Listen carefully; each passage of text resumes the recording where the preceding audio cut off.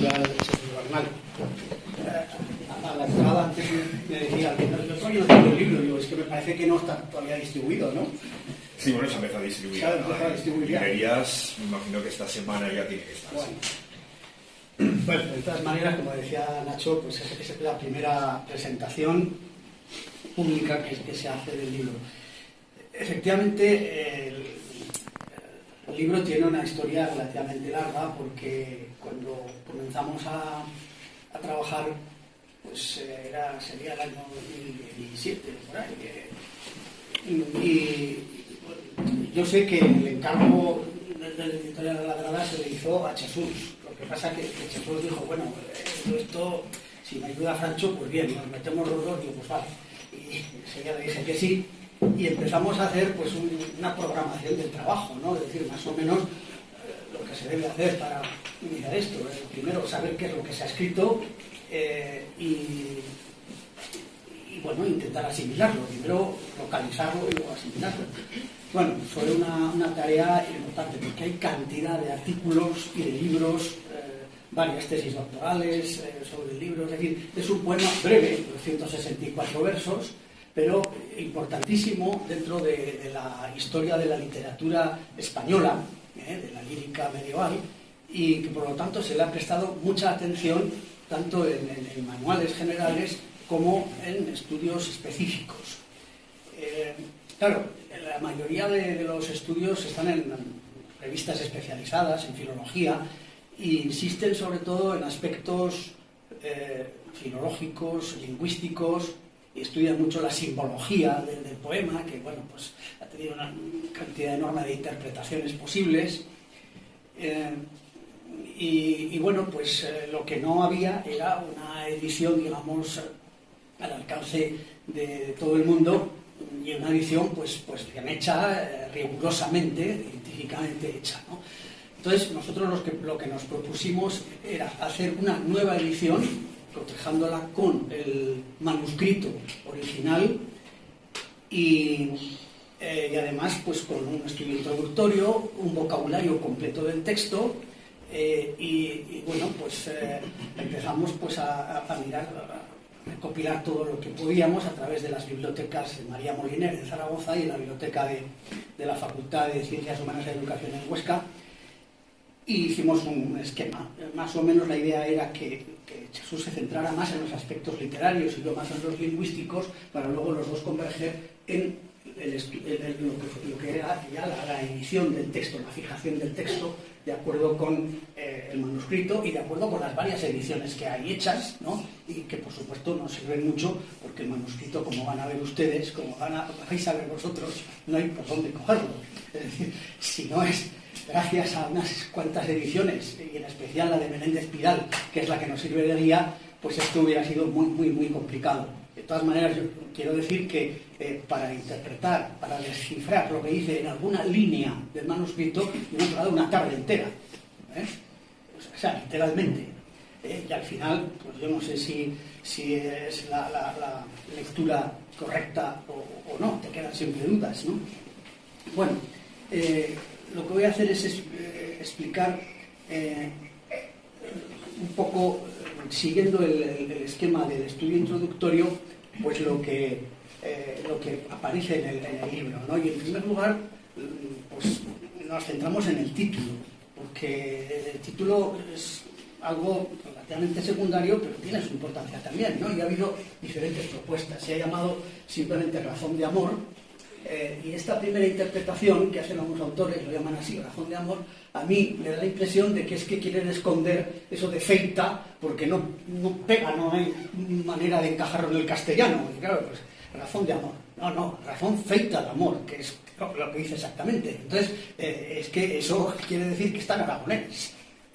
Bueno, Razón feita de amor también ha sido un título propuesto por varios autores, entre otros, pues alguno portugués, ¿no? Romance de Lope de Moros también, porque Lope de Moros es el que firma el final, ¿no? Y bueno, pues es el que parece que es el autor. Aventura amorosa, la llamó también algún autor. Menéndez Pidal lo llamamos razón de amor con los denuestos del agua y del vino, porque, claro, efectivamente son como dos partes distintas, entre comillas. Morel Fatio, el primer estudioso y el autor de la primera edición de este texto, ya en el siglo, a finales del siglo XIX, ¿no? en 1887, pues pensaba que eran dos textos distintos que aparecían en un manuscrito uno detrás de otro, pero que eran dos textos distintos. Luego, claro, ya veremos que la mayoría de los autores luego ha pensado que no, que era un mismo poema. Pero bueno, el mismo Menéndez Pidal propuso, sintetizando ambas cuestiones, llamarlo Siesta de Abril, que es un título que no ha cuajado. Y bueno, finalmente lo que decimos nosotros es que a nosotros nos parece que debe titularse Razón feita de amor. Razón feita de amor, que respeta la integridad del título, que es como se cita así en el primer verso del poema, incluyendo el participio feita, no solamente por ser escrupulosos en cuanto a la literalidad del texto, sino también por realzar la identidad lingüística aragonesa, que a menudo, conscientemente o no, parece que se ignora o se oculta. Por tanto, razón feita de amor, que significa lo mismo que poema hecho de amor. Bien, el manuscrito, el poema que editamos, se encuentra en el manuscrito que lleva como código de identificación LAT, es decir, latín, manuscritos latinos, 3578, de la Biblioteca Nacional de Francia, en París. Por tanto, está en la sección de manuscritos latinos. ¿Por qué? Pues porque el manuscrito, en realidad, o sea, el volumen ocupa 168 folios de pergamino y contiene textos religiosos en latín. Es una recopilación de sermones escritos en el mediodía de Francia a comienzos del siglo XIII. Y nuestro poema está copiado en los folios 124 recto a 126 recto. Va, por tanto, 5 caras del total de los 168 folios. Y la letra, pues de acuerdo con los primeros estudiosos, como Morel Fatio y luego pues, con Menéndez Pidal, es de la primera mitad del siglo XIII. De hecho, Menéndez Pidal considera que el poema fue compuesto con bastante precisión hacia 1205, que hoy hay autores que lo retrasan. Pero bueno,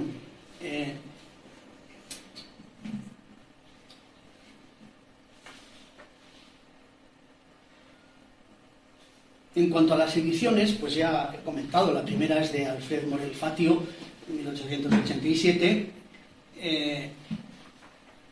que opina que son pues, dos poemas distintos, y piensa también que el manuscrito debió pasar a España tempranamente, donde serían insertados esos fragmentos, es decir, estos fragmentos en romance aragonés, y después volvería a Francia, pero no hay constancia de eso. En esta primera edición,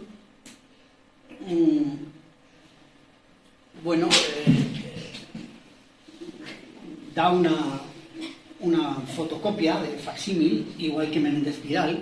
Menéndez Pidal publicó varias veces, la primera vez en 1905, este poema, y ofreció también un facsímil del manuscrito. Luego esto se reprodujo en 1976 y luego en 1982. Y esta es la edición que se considera como definitiva por parte de muchos autores. Dice Menéndez Pidal: creo conveniente dar de él un facsímil completo. La escritura de Lope de Moros es mala y ofrece bastantes dificultades de interpretación. Así que en algunos puntos difiero del primer editor, Morel Fatio. Por esto y para ayudar a la lectura del facsímil, daré aquí una nueva transcripción del texto. Bueno, se han hecho otras ediciones, aquí hay algunas, por ejemplo, Carolina Misaeles de Vasconcelos publicó una edición en 1902, es una autora portuguesa. Ahí tienen también las ediciones de London, de 1965, de Di Pinto, de 1959. Alvar, en 1985, también propuso su propia edición, aunque yo no sé hasta qué punto pues hizo una lectura personal del texto, ¿no? En todo caso, extraña que corta el texto en el verso 253, es decir, elimina los versos 254 y 264 sin ninguna explicación. Entre las ediciones modernas, bueno, pues aparte de la de Bustos o tal, hay algunas que son simplemente por reproducción del texto, tal como había sido propuesto por otros editores, fundamentalmente Ramón Menéndez Pidal, pero destacan sobre todo la de Barra Jover y la de Enzo Franchini, que proponen una nueva edición cotejada con el manuscrito original.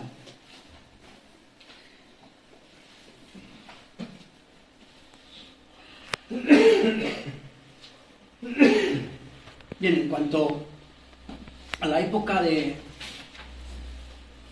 composición,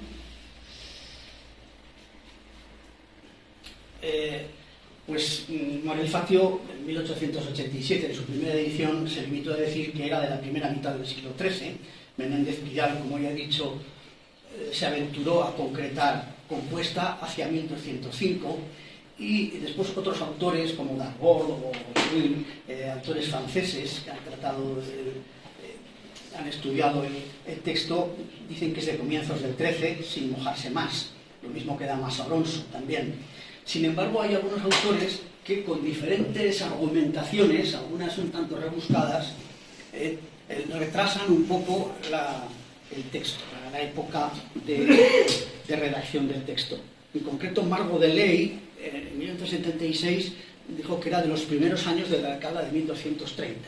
Y para esto pues, se basaba en una comparación con las vidas de algunos trovadores provenzales. Y Franchini, en 1993, dice que es de hacia 1230. También aquí, pues, basándose sobre todo en el tipo de letra y en la comparación con otros documentos, etc. Bueno, en cuanto al autor, pues, bueno, se ha discutido si Lope de Moros, que es el que firma el poema, es el autor o es simplemente el copista, un copista. El poema termina efectivamente con estos versos. Mi razón aquí la fino, demandadnos dar vino, qui me scripsit scribat, semper cum domino vivat, lupus me fecit de moros. Aquí no se ve, esta es el primer folio, pero he destacado los versos 262, 263 y 264. Qui me scripsit scribat, quien me escribió, escriba. Siempre con el Señor viva. Lupus, es decir, Lope me hizo de moros. Eso se lee bastante mal, ¿no? Bueno, luego si acaso veremos el último folio del manuscrito. Esto ha sido interpretado por algunos autores, no sé si es Franchini, me parece que el que lo comenta.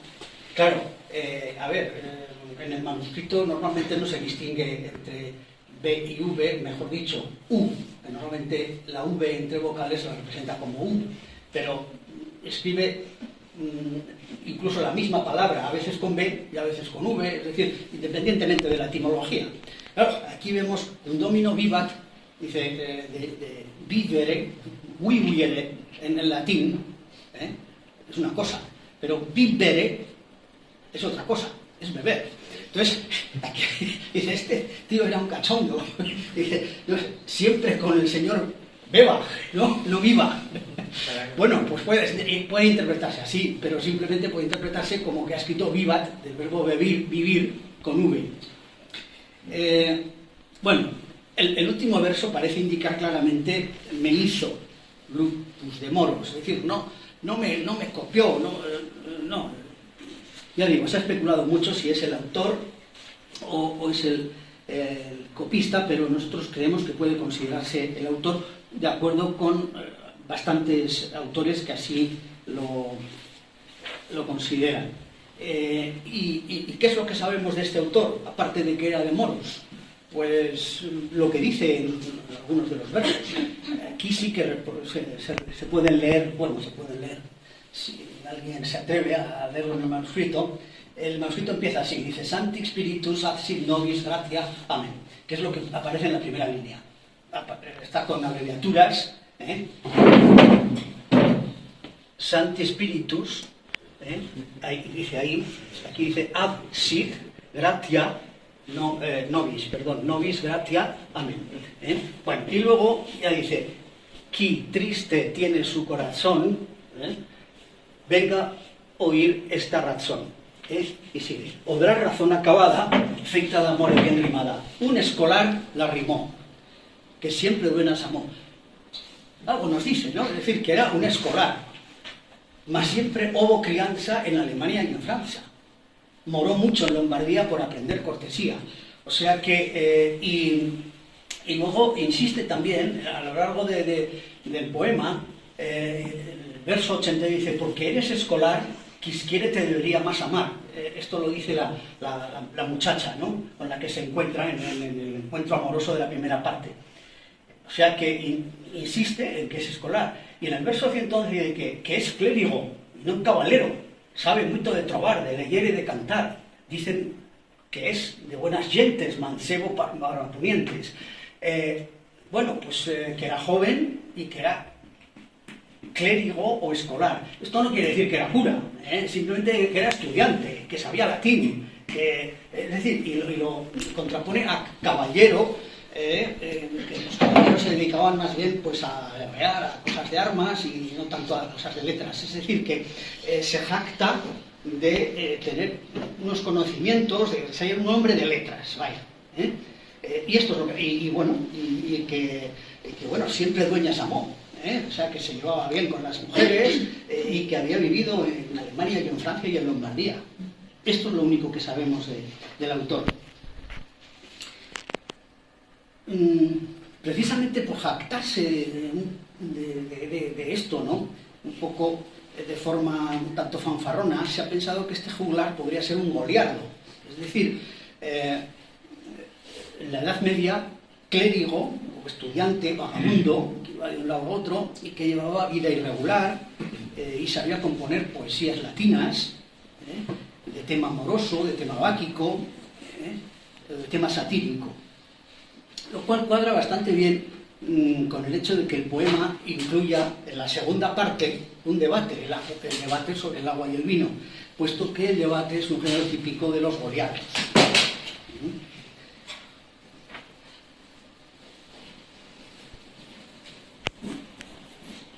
Bien, vamos a pasar al tema y la estructura, y si acaso aquí podemos leer algún verso para recordar un poco, dice, simplificando mucho. Podemos decir que el poema narra en una primera parte el encuentro amoroso entre un escolar y una doncella, y en una segunda parte se nos presenta un diálogo o debate entre el agua y el vino, ambos personificados, porque hablan entre sí y se insultan y se dicen cosas, ¿no? Y esta segunda parte es la conocida como denuestos del agua y del vino. El hecho de que haya dos partes claramente reconocibles ha servido como base para la discusión sobre la unidad o no del poema, sobre el tema sobre el que se ha escrito mucho y que pues, nosotros intentamos también centrar en un apartado concreto que luego comentaré. Ahora bien, si nos fijamos con un poco más de pormenor en el tema y cómo se estructura, es posible dentro de cada parte ver varias secciones. Hay como hemos visto, una invocación inicial al Espíritu Santo, es decir, la gracia del Espíritu Santo se haga presente para nosotros en latín, y luego ya comienza qui triste tenga su corazón, venga a oír esta razón. Los primeros 10 versos constituyen una introducción de carácter autobiográfico, redactada en tercera persona. Moró mucho en Lombardía, tal, no sé, Es decir, el autor se refiere al autor del poema como si fuera otra persona distinta de la que está hablando. Y ahí se nos explican, como hemos visto, algunas características del autor del poema. A partir del verso 11, la narración se hace en primera persona. Por ejemplo, un vaso de plata vi estar. Y los versos 11-36 constituyen una descripción de las coordenadas del lugar y de tiempo en que transcurre la acción. Es decir, nos sitúa en un huerto o jardín en donde hay olivos y manzanos, y en cuanto al tiempo, en el mes de abril. Y ahí el título que había dado en Desciudad de siesta de abril, ¿no? Y es la hora después de la comida, es decir, la hora de la siesta. Se describen igualmente los elementos fundamentales que otorgan una simbología al poema, es decir, el vaso de vino y el vaso de agua, y igualmente pues, se comienza a narrar el comienzo de la acción. El escolar se tumba en la hierba para hacer la siesta y sigue la descripción del escenario en donde se sitúa la acción del reconocimiento. Los versos siguientes, 37 a 55, describen la fuente, una fuente perenne, continua, con cierto carácter mágico, milagroso. Sin duda, el adjetivo que emplea es perenal. Eso esconde algo de simbólico.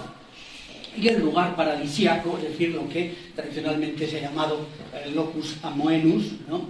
Que proviene ya pues, de Virgilio, de la literatura latina, etcétera, donde se desarrolla la acción. A partir del verso 51 nos informa de que el protagonista quiere cantar de fin amor, dicen. Es decir, esta referencia es importante porque parece que se refiere al amor propio de los trovadores provenzales, ¿no? Un amor tipo platónico, en fin. Sin embargo, no puede dormir la siesta porque debe venir una doncella.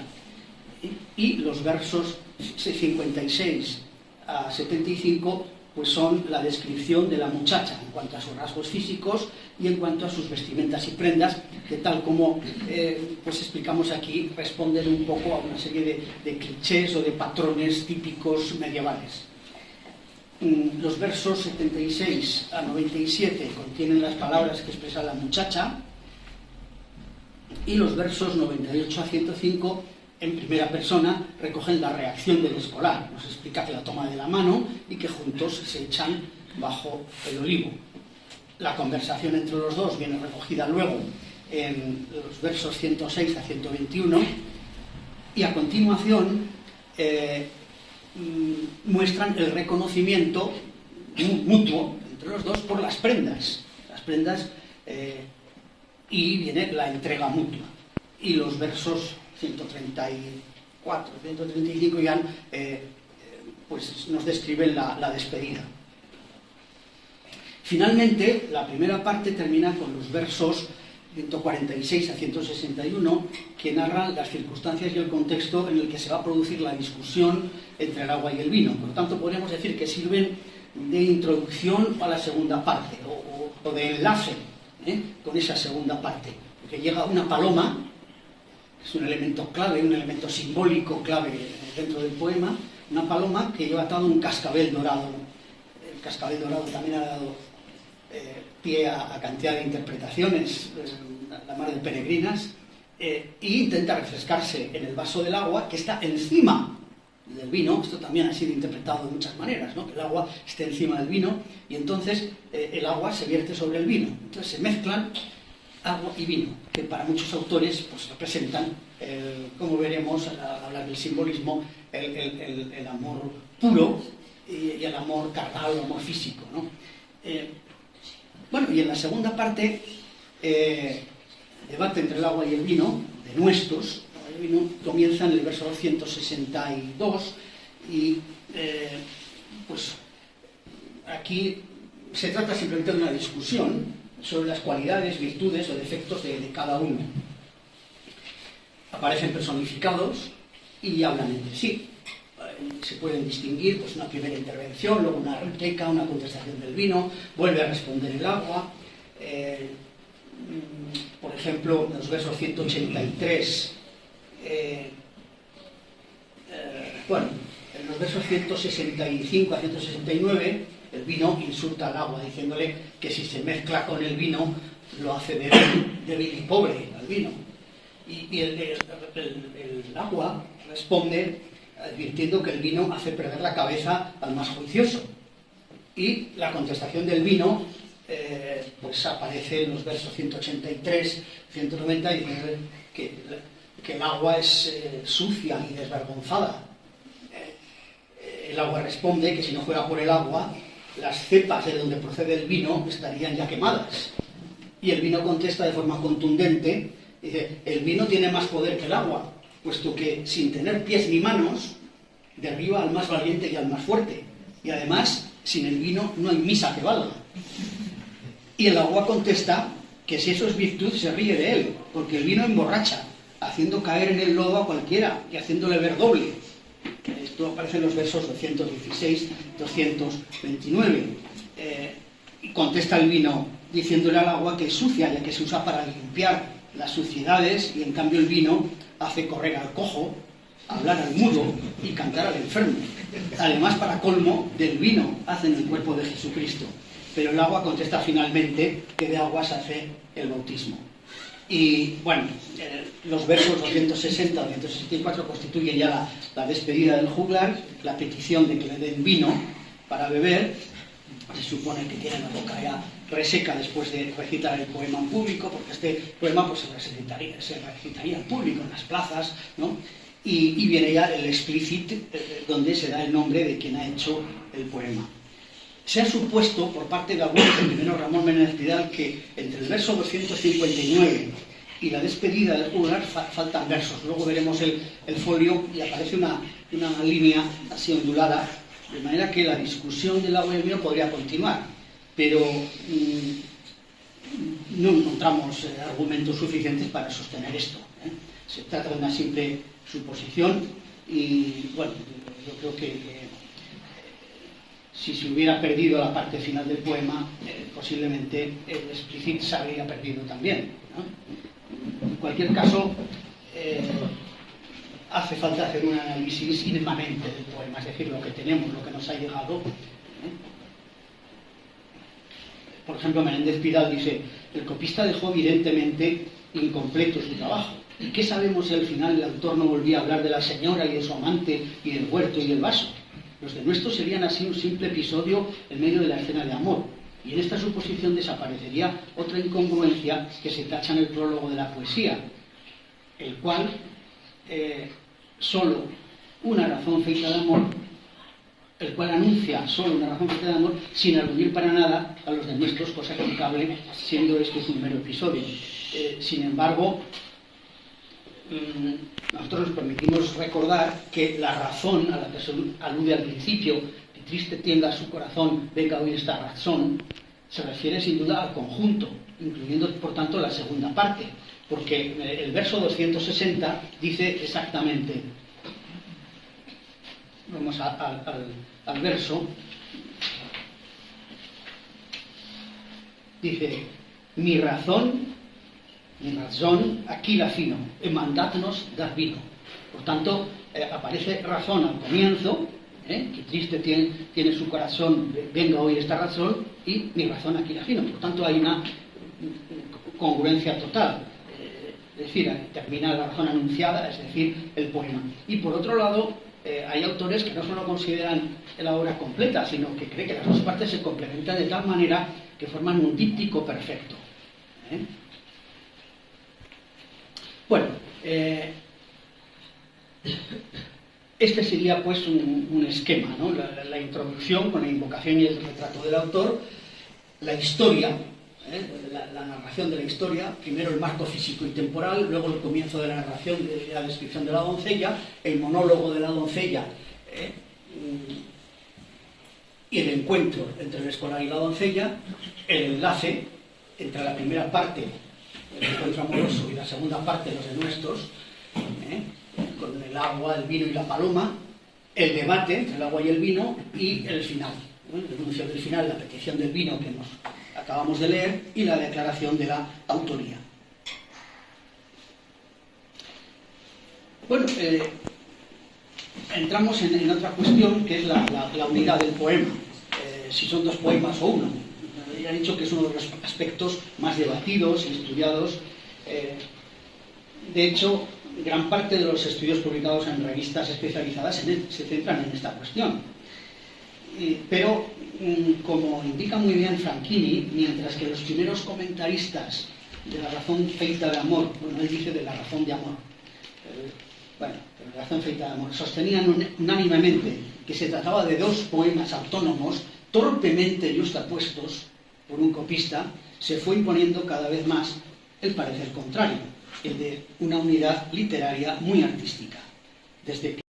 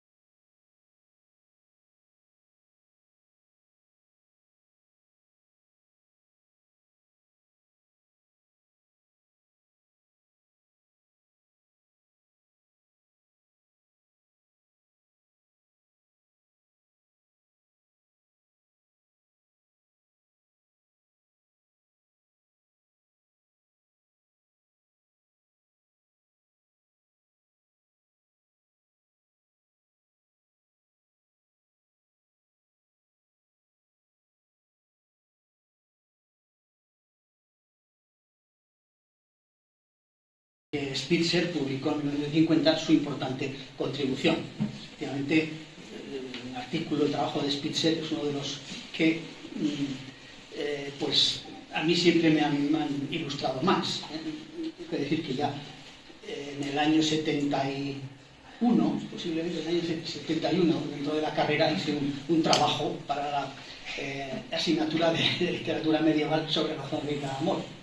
Y luego en la gran enciclopedia aragonesa, quien firma el artículo sobre razón, vida y amor soy yo. Ya ni me acordaba, pero lo recordé al revisar esto. O sea que efectivamente, ya digo, para unos autores se trataba de dos obras distintas. Razón, vida y amor, por un lado, de Nuestos, del agua y el vino, por otro. Por ejemplo, Morel Fatio pues, pensaba que eran dos poemas meramente justapuestos. Y lo mismo Petrallone o Michaelis de Vasconcelos. Pero incluso algunos autores, uno de estos primeros autores, propuso la reconstrucción de los dos supuestos poemas originales trasladando versos de una parte a otra. Por ejemplo, Petrallone, que tiene un trabajo muy extenso, este tema, propuso trasladar los versos 13-32 para ponerlos antes del verso 146. Y Michaelis de Vasconcelos, además de trasladar esos versos, propuso suprimir los versos 19-26 por considerar que sobran. Bueno, es decir, para estos autores no solamente se trata de dos obras distintas, sino que están mal unidas, incluso mezcladas torpemente. Pero bueno, para otros se trata de una única obra. Sí, puede ser que inspirada en dos temas distintos, en dos manuscritos o dos tradiciones distintas, pero bien fusionada.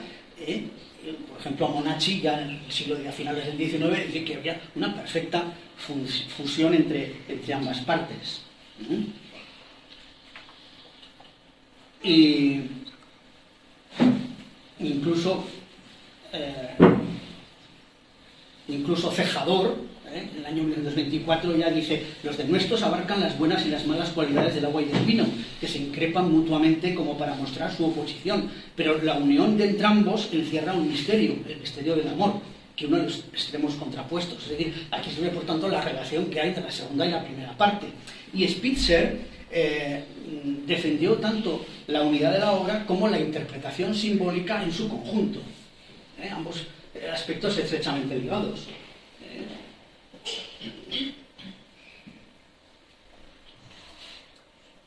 En concreto, observa una serie de personas y de objetos que aparecen en la primera parte: la señora del huerto, el vaso de vino, el vaso de agua, el huerto, la hora de la calentura, la sed, la siesta, que se mencionan tanto en la primera parte como en la segunda, y por tanto dan coherencia al texto. El mismo Méndez Pidal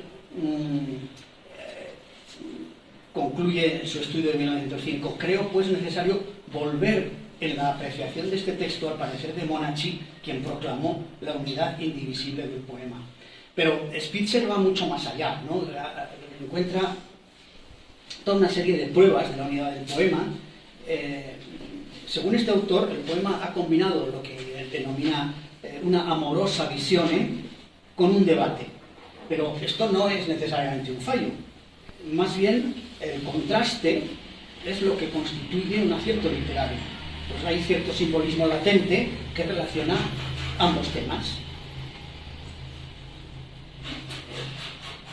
Concretamente dice que quienes critican la falta de unidad del poema no se han percatado del vínculo de ideas por el cual el motivo de los dos vasos, de vino y de agua, que por una parte anticipa el debate del vino y del agua, y por otra parte encuadra el episodio amoroso, es retomado en el último episodio. Entonces, el sentido de las dos copas es la cuestión fundamental. Hay una relación entre el debate del vino y del agua y la escena amorosa.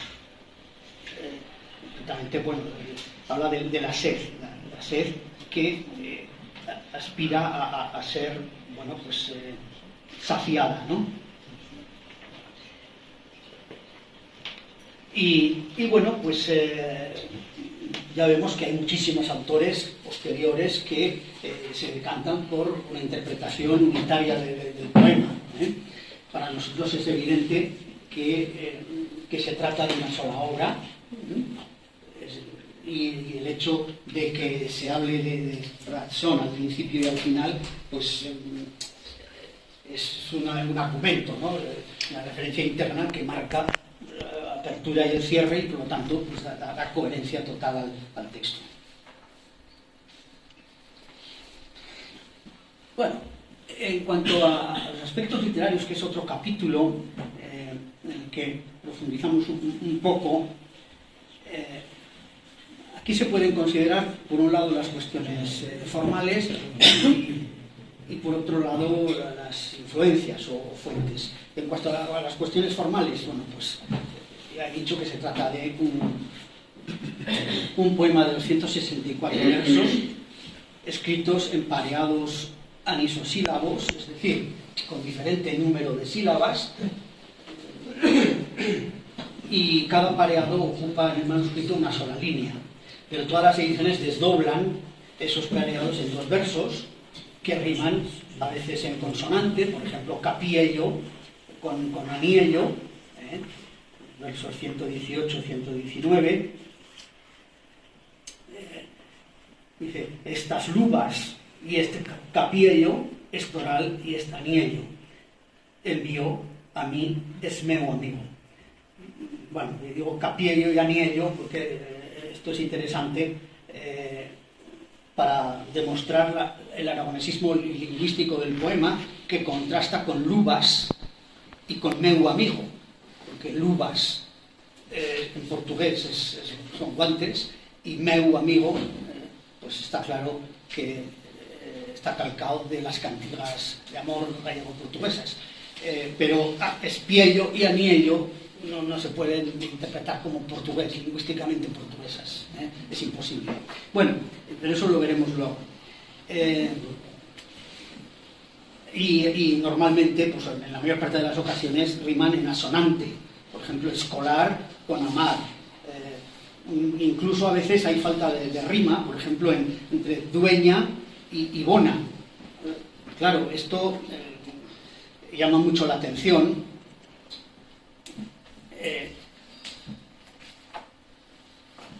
En el verso 90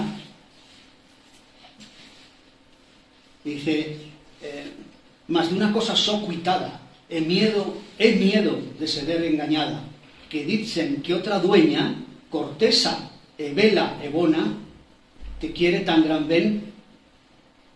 Bueno, que dicen que otra dueña, cortesa, e vela, e bona.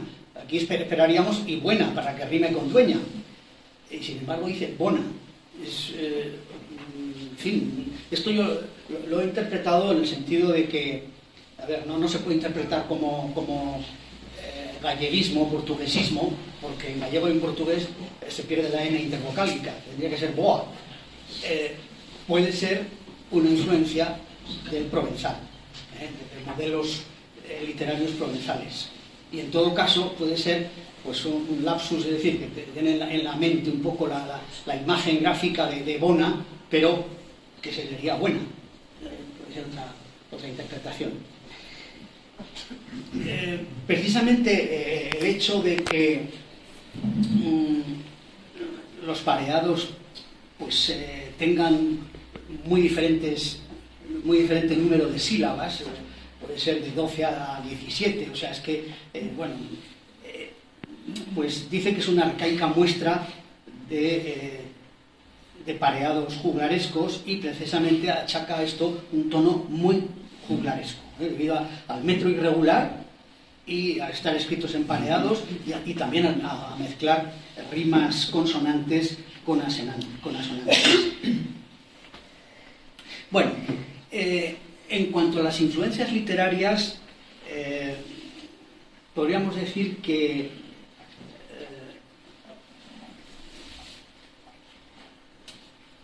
por un lado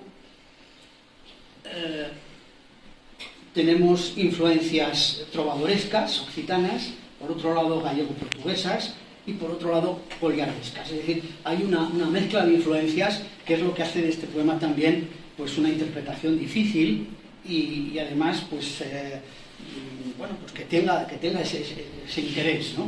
La influencia de los trovadores occitanos está patente en el tema principal de la primera parte, es decir, la fantasía idealista de dos enamorados que se aman sin haberse conocido antes, sin haberse visto, y que se encuentran y que se reconocen gracias a las prendas de amor que cada uno había recibido por parte de una serie de mensajeros, ¿no?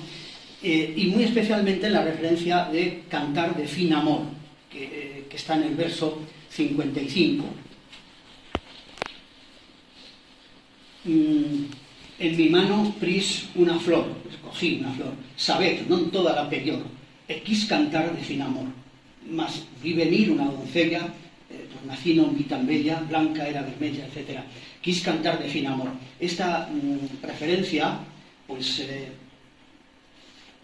hace que se relacione precisamente con los trovadores occitanos. Menéndez Pidal matiza que, si bien en los romances franceses antiguos se repite el tema del encuentro, en un vergel de una dama que canta de amor, sin embargo, no hay amor anterior sin conocerse a los amantes, que dice que es tema de la poesía árabe. Entonces, según él, pues también habría ahí cierto componente, que habría que relacionarlo pues con la poesía árabe tradicional, las jarchas, etc. Pero la influencia provenzal occitana en general es más amplia. Por ejemplo, una estudiosa, Margot Delay, ha estudiado bien cómo la tradición de las vidas y rasos provenzales se manifiesta de forma clara en Razón Feita de Amor. En la vida se contaba el origen, la profesión y los viajes del trovador. Y en la rasó una anécdota amorosa del propio trovador. Y algunas biografías eran una combinación de ambos géneros, es decir, comenzaban como una vida y continuaban con una anécdota amorosa. Enseguida esto nos remite a la primera parte de nuestro poema, donde por un lado se manifiestan elementos biográficos, como hemos visto, es decir, vida, y por otra parte se narra el encuentro amoroso entre el escolar y la doncella.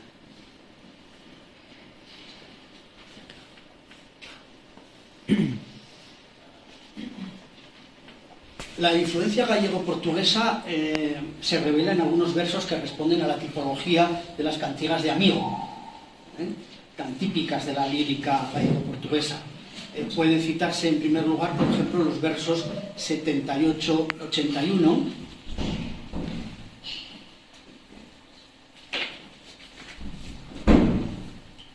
que dice: de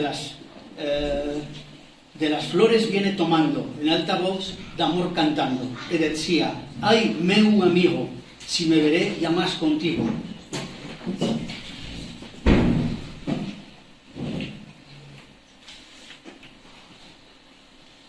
Y luego sigue diciendo: amed siempre amaré, cuanto que viva seré.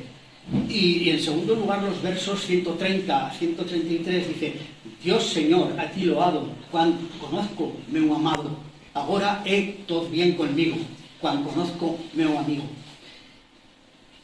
Bueno, Menéndez Pidal dice de estos versos que se trata de una cantiga de amigo empareados de asonancias paralelísticas. Y de esto destaca su gran importancia histórica y literaria, puesto que se trata de una forma métrica de la que fuera de Galicia y Portugal se hallan escasísimas muestras.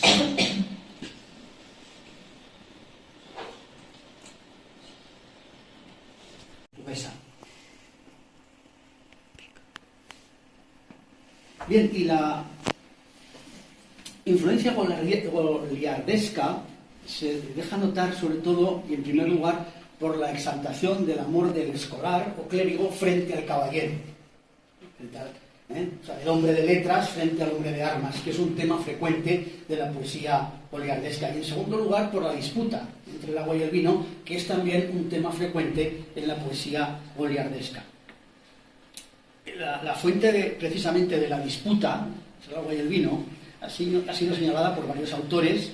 El primero de ellos ya Hanford en 1913, y se trata del poema medieval en latín titulado Denudata Veritate.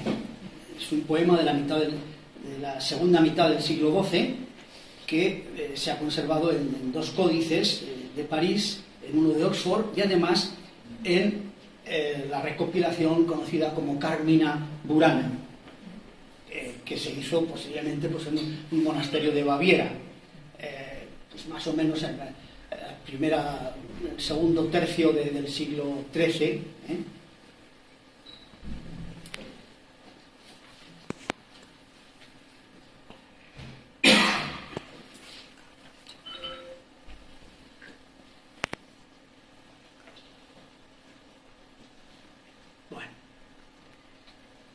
En cuanto a la simbología, ya he comentado que es uno de los temas quizá más estudiados del poema. Ha dado lugar a múltiples interpretaciones. Ya realizaron interpretaciones de tipo esotérico, Spitzer, Jacob. Según Menéndez Pidal, estas interpretaciones esotéricas son ajenas al autor del poema. Pero, claro, nosotros aquí citamos un texto amplio de López Estrada de su libro sobre la literatura medieval, Introducción al estudio de la literatura medieval, donde explica que el simbolismo y la alegoría son habituales en la literatura medieval. Por lo tanto, hay que contar con ello.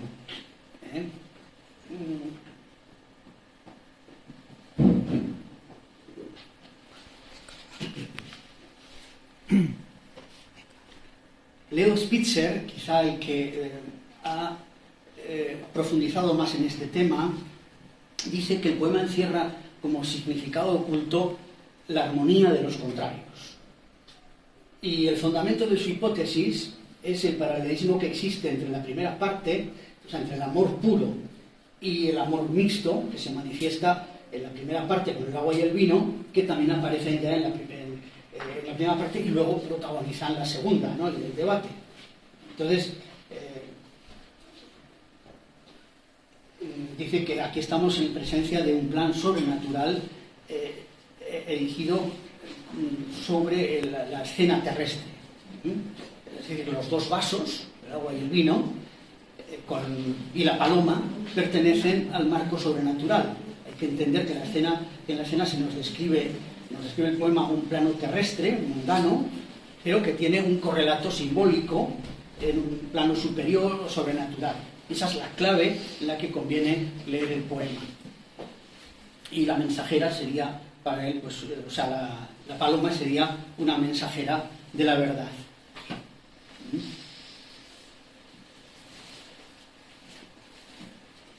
También Jacob, por ejemplo, pues insiste en que el poema debe entenderse dentro del simbolismo cristiano, que era familiar a las gentes de la Edad Media, y lo compara con el simbolismo cristiano que puede observarse en las obras de Graceo, por ejemplo, donde todo objeto, toda acción está relacionada con Cristo y con la historia de la salvación.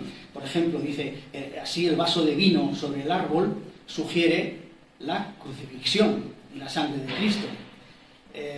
O sea, que hay un símbolo de la crucifixión. Pero luego el manzano es el árbol de la tentación, de manera semejante al del jardín del Edén, cuyo fruto es ofrecido a Eva por Adán. Incluso va más allá, dice, el mes de abril es el último mes de la Cuaresma, cuando la actitud en el mundo cristiano es de penitencia y por tanto se asemeja a la tristeza. De ahí eso de que triste tiene su corazón. Y la fuente perenne es como un sueño o visión del penitente sediento, pero garantía de su salvación en el viaje de este mundo mortal. Entonces bebe solamente un sorbo de esa agua, porque es agua de vida, lo mismo que el bautismo, que solo se administra una vez. Y el locus amoenus para él es la iglesia cristiana, etc. Bueno, la teoría más esotérica y arriesgada es la interpretación que propuso Enrique de Rivas. Según este autor, es evidente la influencia provenzal, pero hasta tal punto que sugiere que el autor era cátaro y que el simbolismo del poema solo puede entenderse a la luz del catarismo. De manera que interpreta el poema como propaganda subrepticia de la herejía cátara.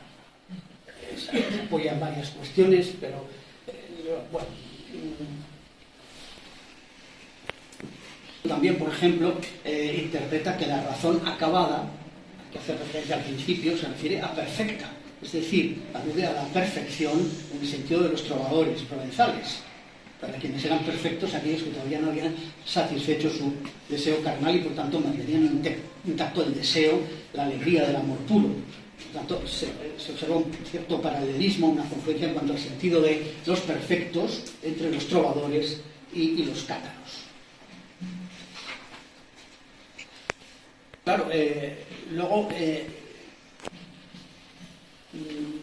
Bustos, por ejemplo, ve una unión de dos mundos distintos y en esa contraposición dice que está el interés del poema, ¿no? Por un lado el amor y por otro lado que sería la primera parte y luego por otro lado la burla, también el debate del agua y el vino, de manera que esa es su originalidad. Y de ahí lo chocante que podía resultar para el público oyente.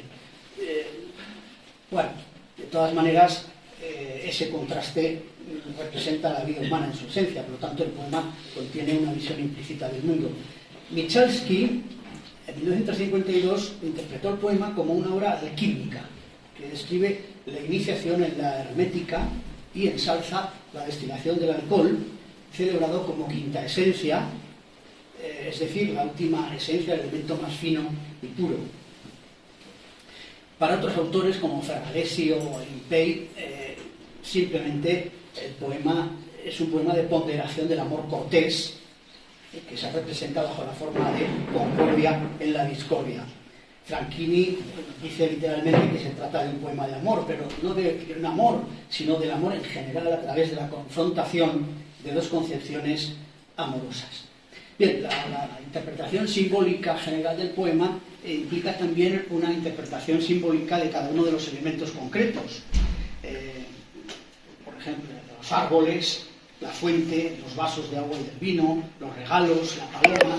Y bueno, aquí hay un montón de interpretaciones. Nosotros resumimos algunas, pero en fin, algunas son de lo más peregrino. No voy a entrar en eso. Y vamos a terminar ya un poco con los aspectos lingüísticos. Menéndez Pidal afirma: Aragonés, como el copista, es el lenguaje del texto. Y a partir de ahí justifica esa afirmación, aportando una serie de datos y argumentos. Claro, basa su afirmación simplemente en la patria del autor, o copista para algunos. Dice, era natural de Moros, pueblo de la provincia de Zaragoza, una legua al norte de Ateca, sobre el río Manubles. Y bueno, varios estudios suyos, por ejemplo, dice, dialecto aragonés, hallamos también en la composición siguiente, etc. Y el mismo argumento es utilizado por Alvar. Dice, el texto fue copiado por Lope de Moros, escriba aragonés que reflejó su condición en la lengua del poema. Ya Morelfatio había llamado la atención sobre el tema, es decir, estas rimas, si no compuestas, al menos fueron transcritas en la parte, cuidado con la expresión, en la parte aragoneso-navarra del dominio castellano. Bueno, esto yo lo traduzco como en el dominio lingüístico navarro-aragonés, pero bueno. Y la mayoría de los autores hablan del aragonesismo lingüístico del poema. Por ejemplo, Egidio Gorra dijo de estos textos, consideraba que eran dos textos distintos, dicen, furono se non composte, almeno transcrite nel parte aragonese navarrese del dominio castellano. Digo lo mismo, sería el dominio lingüístico navarro-aragonés. Y más contundente es otro autor también italiano, dice, la lingua nella struttura fonética presenta numerose inflessioni proprie dell'aragonese, alguna più tenace, altra più labile. Bueno, no obstante, algunos autores ya desde el principio, por ejemplo, y en especial Carolina Michaelis de Vasconcelos, hizo notar los elementos lingüísticos gallego-portugueses presentes en el tema. Los negó categóricamente. Y hay otros autores, por ejemplo London, que frente a la teoría mayoritaria del aragonesismo lingüístico, afirmó que la lengua del poema no es aragonesa, sino principalmente castellana. Si bien el texto contiene algunas formas lingüísticas que no son castellanas, sino de algún otro dialecto, pero este dialecto no es en absoluto seguro, sino más bien dudoso que sea el aragonés. Bueno, esta postura resulta insostenible. Franchini es el que ha estudiado más ampliamente y de forma más reciente la cuestión lingüística. Y este autor plantea lo que denomina la teoría aragonesa ampliada. Y se basa en 4 puntos como hipótesis de trabajo. Dice, la lengua de razón de amor es fundamentalmente castellana. 2. La mayoría de las formas, al parecer no castellanas, son aragonesas. Entre paréntesis, dice, incluyendo Navarra y Rioja. Bueno, ten en cuenta que el navarro aragonés, en la Edad Media, pues ocupa zonas también de fuera de Aragón. 3. Los discursos directos de la doncella contienen deliberadamente algunos calcos del galaico portugués, pero motivados por razones literarias y no por la procedencia geográfica del poeta. Y 4. El aragonesismo del original fue ampliado y en parte vulgarizado durante la transmisión manuscrita del texto. Bien, nosotros aceptamos como válidas los puntos 2 y 3, pero en cambio habría que matizar mucho el punto 1. Dice, la lengua regional es fundamentalmente castellana, pues hay que matizarlo mucho. Y el punto 4, dice que el aragonesismo fue ampliado y en parte vulgarizado durante la transmisión manuscrita del poema. Pues no tiene base, porque solo conocemos un único manuscrito del poema. Tanto, decir esto sin ninguna base concreta, pues es muy arriesgado. Bueno, por lo tanto vemos que para algunos es fundamentalmente castellana, para otros es más bien de tipo aragonés. Las opiniones fluctúan, digamos, entre castellano con aragonesismos y aragonés con castellanismos. Y lo que se percibe así a simple vista, al principio, sin más, la impresión que da es que en el texto hay abundantes aragonesismos lingüísticos, pero también hay formas castellanas, no pocas, y también gallego-portuguesas. Por tanto, pues sí, es un poema aragonés porque fue escrito por un aragonés de moros, pero en cuanto a la lengua, pues lo que se puede afirmar en principio es que es un dialecto ibero-románico con poca coherencia interna, que junto con elementos aragoneses tiene la idea. Esto es difícil saber si hay que interpretarlo como L o como elle, pero simplemente la grafía como L pues ya sugiere que es un rasgo lingüístico gallego-portugués. Y el femenino de señor, la mía, la expresión, la mía señor, pues también es un sintagma que aparece a menudo en las cantigas de amigo gallego-portuguesas. Claro, pero hay muchos rasgos que pueden atribuirse tanto al portugués como al aragonés. Carolina Michaelis de Vasconcelos ya lo dijo claramente, tanto pueden ser portuguesas como aragonesas, dijo Carolina Michaelis. Y también Di Pinto hace referencia a estos elementos que pueden ser considerados rasgos del gallego portugués, pero dice, cuando se trata de ejemplificar el aserto de Michaelis, dice, debe reconocerse que estas voces, dreito, feito, fillo, pueden ser aragonesas o portuguesas con el mismo título. Y un análisis minucioso pues nos lleva un poco a concluir que se trata de un aragonés propio de las serranías ibéricas, que tiene ya algunos rasgos semejantes al castellano. Y claro, la presencia de formas gallego-portuguesas, como se explican, son indudables, evidentemente, pero hace pensar más bien en que además de la identificación del texto desde un punto de vista lingüístico con una zona geográfica concreta, hay que tener también en cuenta el influjo de la lengua literaria, por haber partido de fuentes o manuscritos en diferentes modalidades lingüísticas que dejan algún rastro en el texto. Por tanto, si se realiza el análisis, pues vemos que efectivamente hay una serie de rasgos claramente aragoneses. Aquí resumo algunos y pongo entre paréntesis el número del verso: clamados, plegué, ploro, fillo, fillos, feita, dreita, muito, friga, fridor, piedes, dientes, eder, oví, bodrá, peyor, leyer, belles, leyer, trayo, chuñemos, está ye, en la Edad Media al principio podría ser sonora posiblemente, pero luego se ensordreció enseguida y pasó de fricativa a fricada. Por lo tanto, si no entonces, pues en el siglo XIII o XIV, o sea, en el siglo XIV ya se leía como chuñemos. Bueno, fuen, aunque parece también fruente y fuente, capiello, con la conservación del dictón boyé, capiello, mariello, cascabiello. Bueno, fillos, ahí no pega, ahí me he colado, fillos, y ya está.